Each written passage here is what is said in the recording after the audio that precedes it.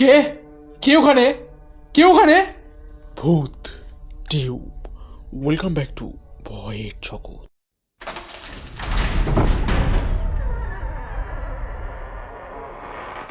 Welcome back to ভয়ের জগৎ। তোমরা সবাই কেমন আছো?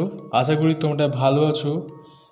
আমি একটা ঘটনা পেয়েছি, একটা না আমি এরকম অনেক ঘটনা পাচ্ছি যে কালো জাদুর ওপর বেস করে।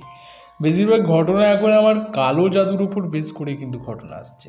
জানি না এত কালো জাদু কোথায় হচ্ছে, কিন্তু কালো জাদুর ওপর অনেক ঘটনাই পেয়েছি, 3টে 4টে 5টা এরকম ঘটনা। তোমরাও যদি চাও যে ঘটনা পাঠাবে তাহলে অবশ্যই ঘটনা পাঠিয়ে দাও। ঘটনা পাঠাতে গেলে আমাকে আমার ইমেল অ্যাড্রেস কিংবা আমার হোয়াটসঅ্যাপ নাম্বারে পাঠিয়ে দিতে হবে। দুটোই আমার ভিডিও ডিসক্রিপশান বক্সে দেওয়া আছে। যদি মোবাইল নাম্বারে তোমরা ঘটনা পাঠাতে চাও আমায়, তাহলে তোমরা ঘটনা আমাকে মোবাইল নাম্বার মানে আমার হোয়াটসঅ্যাপে পাঠিয়ে দাও। আমাকে সব কিছু ভিডিও ডেসক্রিপশান বক্সেই পেয়ে যাবে, তোমরা ডেসক্রিপশানটা ওপেন করলেই পেয়ে যাবে। তো সেখান থেকে নাম্বারটা নাও আর নিয়ে আমাকে মেসেজ করো যে আমি ঘটনা পাঠাবো, ভূত টিউব থেকে আমি নাম্বারটা পেয়েছি। তাহলে কি হবে, চিনতে সুবিধা হবে, তাহলে ঘটনা পাঠিয়ে দেবে। আমার কাছে ঘটনা একদমই কমিয়ে গেছে, নেই বললেই চলে। কিছু কিছু মানুষ ঘটনা দিচ্ছে, বন্ধুরা অনেক সাহায্য করছে, এই থেকেই আমার ইউটিউব চ্যানেলটা চলছে বলতে গেলে। তোমাদের ঘটনা পেলেই আমি কিন্তু একদম সিলেক্ট করব, এই বিষয়ে কিন্তু কোনো ভয় নেই, চিন্তা নেই। আমাকে ঘটনাটা আজকে পাঠিয়েছে তপন তালুকদার। ঠিক যেমন করে ঘটনাটা লেখা আছে পড়তে শুরু করলাম। হ্যালো সুভাশিস, তুমি কেমন আছো? আশা করি তুমি ভালো আছো, ভালো থাকারই তো তলে তুমি। এই ঘটনাটা আমার জীবনে ঘটে যাওয়া এক ঘটনা। এটা আমি ফরেস্ট ট্রেকিংয়ে গিয়েছিলাম, সেখানে আর কি এই ঘটনাটা আমি ফেস করেছি। এবং বাড়িতে এসেও আমি গত 2 থেকে 3 দিন আমি এই ভয়ানক কিছু জিনিস আমি দেখতে পেয়েছিলাম। সেই নিয়েই পুরো এই জীবনের আমার এই ভয়ানক ঘটনা ঘটে গেছে। আমি লিখতে খুবই ভয় পাচ্ছিলাম, কিন্তু সাহস করে লিখেই ফেললাম। তাই আমি ঘটনাটা দয়া করে পড়বে। ঘটনাটা অনেক আমার জীবনে ঘটে যাওয়া সব থেকে ভয়ানক একটা ঘটনা। আমার অফিসের সব বন্ধুরা মিলে একদিন প্ল্যানিং হলো যে একদিন একটা ট্রেকিংয়ে যাব। তাই আমি একটা ফরেস্ট ট্রেকিং একটা এরিয়ার গুগলে সার্চ করলাম যে কোন জায়গাটা ভালো হবে। তাই আমি আমার 2টো বন্ধুকে আর কি দেখালাম যে আমি জায়গাটার নাম বলবো না, তো এটা একটা ব্যক্তিগত কারণ, আমি জায়গাটার নাম বলবো না। তো সেই জায়গাটা আমরা চুজ করলাম। অফিসের বন্ধুরা তো সবাই খুশি যে হ্যাঁ এই জায়গাটা তপন চুজ করেছে, তো ভালোই জায়গা হবে। এবার আমরা তার ঠিক 2 দিন পরে আমরা সব বেরিয়ে পড়ি বাড়ি থেকে। বাড়িতে জানাই যে আমরা ট্রেকিংয়ে যাচ্ছি বলে এই জানাই না, তাহলে সবাই চিন্তা করবে। আমরা বলি যে আমরা বন্ধুরা মিলে, আমরা অফিসে সবাই মিলে আমরা একটা জায়গা ঘুরতে যাচ্ছি। আমরা বলেছিলাম পুরী যাব, উড়িষ্যার পুরীতে যাব, কিন্তু আসলে তো সেটা না। আসলে ঘটনাটা হলো যে আমরা ট্রেকিংয়ে যাচ্ছি, কাউকে কিছু না বলে আমরা ট্রেকিংয়ের উদ্দেশ্যে বেরিয়ে পড়ি। তো ট্রেকিংয়ের ফার্স্ট ডে আমরা একটা আপাতত জায়গায় থাকি। তো এবার ট্রেকিংয়ে আমরা যখন ফরেস্ট ট্রেকিং, তো আমরা জঙ্গলে ঘোরাফেরা করছিলাম। আমি আর আমার আরেক বন্ধু, আমরা মোট 5 জন ছিলাম। আমরা 5 জনই একসাথেই ছিলাম। তো আমরা ঘুরতে ঘুরতে একটা বড় একটা বট গাছের কাছে আছি। ঠিক বট গাছ বলা যাবে না, বাট গাছটা খুব মোটা, তো এটা আমি বট গাছই বললাম। তো এটা অনেক মোটা একটা গাছ, আর গাছে ভর্তি পুতুল ঝুলছে। গাছের এডাল ওডাল পুরো পুরো গাছটা অদ্ভুত ধরনের এক ভয়ানক দেখতে লাগছে। পুতুলগুলোর চোখ কানা, পুতুলগুলোর গায়ে ছুরি পেরেক আরও নানান ধরনের জিনিস পুরো গাঁথা আছে, এবং ছুরি এবং পুরো পুতুলের গায়ে লাল লাল কিছু লাগানো আছে। এরকম শুধু একটা গাছ না, এরকম 5টা থেকে 6টা এরকম মোটা মোটা গাছে আমি দেখলাম। এমনকি আবার কিছু কিছু গাছে চোখ আঁকা, এগুলো আর কি ওখানকার জিজ্ঞাসা করেছিলাম ওখানকার মানুষদেরকে, বলে যে ওই জায়গাটায় ট্রেকিংয়ে এসেছো খুব সাবধান, ওই জায়গাটা ভালো না, ওই ফরেস্টে যাবে না, ওই জায়গাটায় আর কি যেতে মানা করছে যেখানে আমরা আর কি থাকছিলাম। কারণ ওই জায়গাটা আর কি নাকি কালো জাদু হয়। ওই যেটা আর কি চোখ আঁকা, সেটা হলো একটা কালো জাদুর সিম্বল। ওখানে রাত্রিবেলা নাকি কালো জাদু করা হয়, কালো জাদুর সিম্বল ওটা। তো এবার আমরা তো সেটা দেখে ফেলেছি, এবার আমাদের মনের মধ্যে একটা ভয়। আর আমার আরেকটা বন্ধু, সে এই জায়গাটা থাকবেই না, তার পরের দিনই চলে যেতে হবে।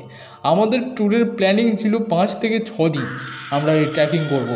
কিন্তু ব্যাপারটা হলো যে আমার বন্ধুর জন্য এতটাই সে ভয় পাচ্ছে যে এই জন্য আমাকে ছেড়ে চলে যেতে হবে। এই জায়গাগুলো সবাই আর কি ছেড়ে চলে যাবে, যে তারপরের দিনে আমরা আর কি বাড়ির দিকে রওনা দেবো, এই প্ল্যানিং আছে আমাদের। একটা অদ্ভুত ব্যাপার ঘটেছে যে আমার বন্ধু সেদিন রাত থেকে আর কোনো খাবার খাচ্ছে না, কারোর সাথে সেভাবে কথাও বলছে না, চুপচাপ ও মানে সাইলেন্ট হয়ে গেছে, মানে চুপচাপ। ও তেমন ও কথা বলতে খুব ভালোবাসে, বিশেষ করে আমাদের সঙ্গে আড্ডা মারতে খুবই ভালোবাসে, কিন্তু হঠাৎ করে চুপচাপ হয়ে গেল। এটা আমাদের কাছে সত্যি একটা আশ্চর্যজনক ঘটনা। এক তো বাড়িতে মিথ্যে কথা বলে বেরিয়েছি, তার মধ্যে এরকম ঘটছে, তো একটা ভয়ের কারণ। তো অতএব আমরা তার পরের দিনে আমরা বাড়ির দিকে রওনা দিই। বলে রাখা ভালো, আমার বন্ধুর ব্যাগ থেকে, মানে যেদিন আর কি যাওয়া হচ্ছিল, আমার বন্ধু ব্যাগ গোছাচ্ছিল। আমরা দেখতে পাই যে 5টা থেকে 6টা ওই যেরকম পুতুল ঝুলছিল গাছের মধ্যে, 5টা থেকে 6টা পুতুল আমার বন্ধুর ব্যাগের মধ্যে। আমি তো খুব অবাক, তো ওকে আমি জিজ্ঞাসা করি, কী রে তুই কি পুতুল কুড়িয়ে এনেছিস? ও কোনো কিছু বলে না, ও চুপচাপ, ও যে কারোর সাথে কথা বলছে না, না খাওয়া দাওয়ার খাচ্ছে। একটা মানুষ না খেলে তো শরীর খারাপ করে যাবে। ওকে আমরা জোর জবরদস্তি করে খাওয়ানোর চেষ্টা করি, ও ধাক্কা মেরে আমাদেরকে সরিয়ে দেয়, বলে যে আমাকে জ্বালাতন করিস না, চল বাড়ি চল। আমি বললাম পুতুলগুলো তুই নিয়ে যাচ্ছিস কেন? পুতুলগুলো ও নিয়েই যায় বাড়িতে, কেন জানি না। যেদিন বাড়ি আসি সেদিন রাত্রিবেলা একটা ভয়াবহ ঘটনা ঘটে আমার সাথে। আমি ওপরের ঘরে ঘুমাই একা, আর নিচের ঘরে আমার বাবা মা। আমার ওপরের ঘরে 3টে রুম, 3খানা রুম, আর নিচের ঘরে 2টো রুম। নিচের ঘরে বাবা মা থাকে আর আমি ওপরের ঘরে। আমি তখন রাত 11টা বাজে, আমি ল্যাপটপে কিছু অফিসের কাজ করছিলাম। আমি ঘুমাতে একটু দেরি হয়ে যাওয়ার কারণে আমি বাইরে থেকে খুব সুন্দর একটা গন্ধ আসছে। আমার ঘরের যে দরজাটা ওটা খোলাই ছিল, মানে দরজা দিয়ে আর কি ভকভক করে গন্ধটা আসছে, খুব সুন্দর একটা ভালো একটা গন্ধ। তো এবার আমি বাইরে বেরোই গন্ধটা কোথা থেকে আসছে দেখার জন্য। আমি যত এগোই লাস্টের রুমের থেকে গন্ধটা স্পষ্ট আসছে, এইটুকু আমি বুঝতে পারি যে এই 3 নম্বর যে রুমটা, এই রুমটা চাবি দেওয়া আছে, দরজা জানলা সব বন্ধ, ভেতর বাট গন্ধটা আসছে কীভাবে? ওই রুমটা থেকে খুব সুন্দর একটা গন্ধ। এই গন্ধ আমি কোনোদিনও আজ পর্যন্ত পাইনি। এই গন্ধ কোনো বডি স্প্রে বা কোনো কিছু না, এই গন্ধ যেন কোনো ধূপেরও গন্ধ না, এত সুন্দর গন্ধ আমি কোনোদিনও পাইনি। যেন মনে হচ্ছে স্বর্গে, মানে কোনো একটা স্বর্গে আছি আমি। ভাবলাম এই ঘরের মধ্যে, ঘরটা তালা দেওয়া, তাহলে আমি ঘরের তালাটা একবার খুলি, দেখি হয়তো মা কি বডি স্প্রে দিয়েছে, ঘরের মধ্যে কোনো কিছু স্প্রে করেছে।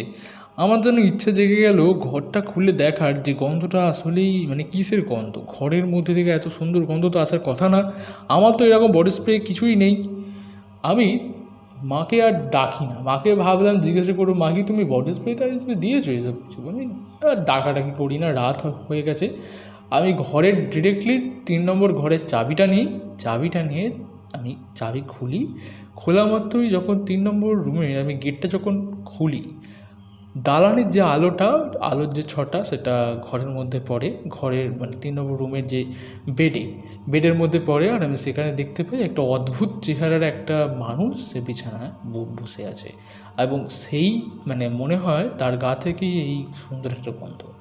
আর অদ্ভুত দেখতে, মানে অদ্ভুত, এরকম মানুষ আমি আজ পর্যন্ত, মানুষ না কোনো প্রেত হতে পারে, কারণ বীভৎস তাকে দেখতে। তার চেহারা পুরো পুড়ে কালো হয়ে গেছে, একটা অবয়ব টাইপের, মানে কালো একটা, মানে একটা বীভৎস একটা চেহারা। তার চোখগুলো পুরোপুরি মানে মানে কোনো মণি নেই, চোখের কোনো মণি নেই, মানে চোখের ওই জায়গাগুলো মানে গর্ত কালো কালো হয়ে আছে, কোনো চোখ বলে কিছুই নেই। ওই ঘরটা কখনোই খোলা হয় না, মা মাঝে মাঝে সকালবেলা খোলে, ওই ঘরে ওই ঝুল টুল জমলে আর কি ঝেড়ে টেড়ে দেয় সকালবেলা, নাহলে কেউ থাকা হয় না, ওই ঘরটা খোলাই হয় না। তাহলে ঘর যখন বন্ধ, তাহলে এই জিনিসটা কোথা থেকে এলো? আমি এটা দেখার পর বিভৎস রকম একটা জোরে চিৎকার দিই, সেই ঘর থেকে দৌড়ে বেরিয়ে আসি। আর আমার আওয়াজ শুনে আমার মা বাবা ঘুম থেকে উঠে পড়ে, তারা ওপরের রুমে আসে। আমি সেখানে ভয় দরদর করে ঘামতে থাকি, আমি কাঁপছি, আমার কথা বলার ক্ষমতা নেই। আমি কিছুক্ষণ পর একটু শরীরে একটু সাহস পেতে আমি সব ঘটনা বলি। ঘরের মধ্যে কোনো গন্ধও নেই, কেউই নেই। তারপর থেকে আর আমি ওই জিনিস আর কোনোদিনও দেখতেও পাইনি, আর এই ধরনের গন্ধ আর পাইনি। কিন্তু আমার বন্ধু যায়, সে চিরকালের মতো সে কিন্তু বোবা হয়ে গেছিলো, সে আর কোনোদিনও কথাই বলতে পারতো না। এই ছিল ঘটনা। যদি ভালো লাগে তাহলে পুরো শুনিও। ঘটনাটা তোমাদের কেমন লাগলো কমেন্ট করে জানাতে ভুলবে না। পরবর্তী ঘটনা পরবর্তী সময় আসবে।